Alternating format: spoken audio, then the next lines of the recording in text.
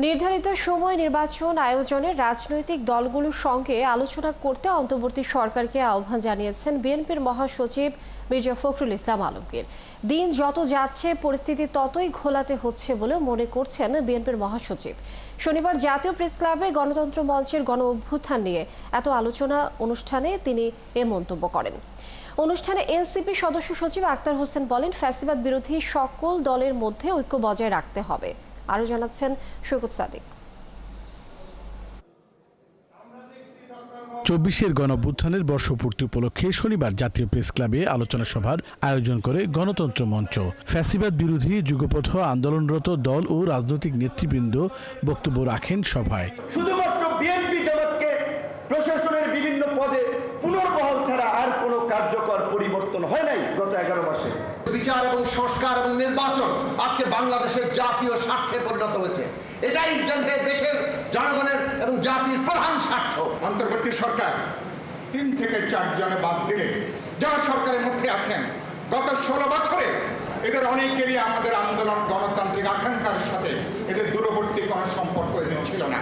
অভ্যুত্থানের ছাত্র জনতার নেতৃত্ব থেকে উঠে আসা দল এনসিপি দলের সদস্য সচিব আক্তার হোসেন জানান, ফ্যাসিবাদ বিরোধী সকল শক্তির ঐক্য জরুরি। বিএনপি জামাত সহ বাংলাদেশের ফ্যাসিবাদ বিরোধী সকল রাজনৈতিক দল এই গণতান্ত্রিক লড়াইয়ের অংশ।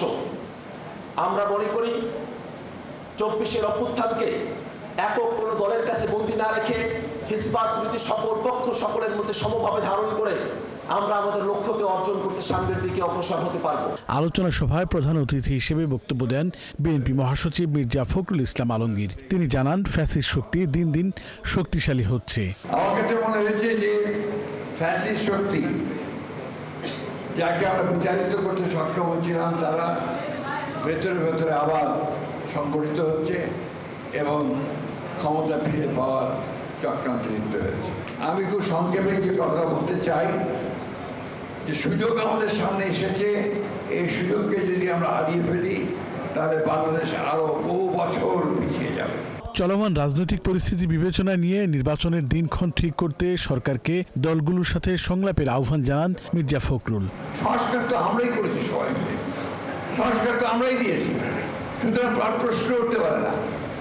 যেটুকু সমস্যা আছে এটা আলোচনার মধ্য দিয়ে শেষ হতে পারে। সরকারকে আহ্বান করব, অযথা বিলম্ব সৃষ্টি না করে সমস্যাগুলোকে চিহ্নিত করে রাজনৈতিক দলগুলোর সঙ্গে কথা বলুন, কথা বলে সেই সমস্যা শেষ করে নির্বাচনের দিকে এগিয়ে যান। সেটাই বোধহয় একমাত্র পথ। বিএনপির মহাসচিব জানান, ৭১-এর মুক্তিযুদ্ধের প্রশ্নে কোনো আপোষ নয়।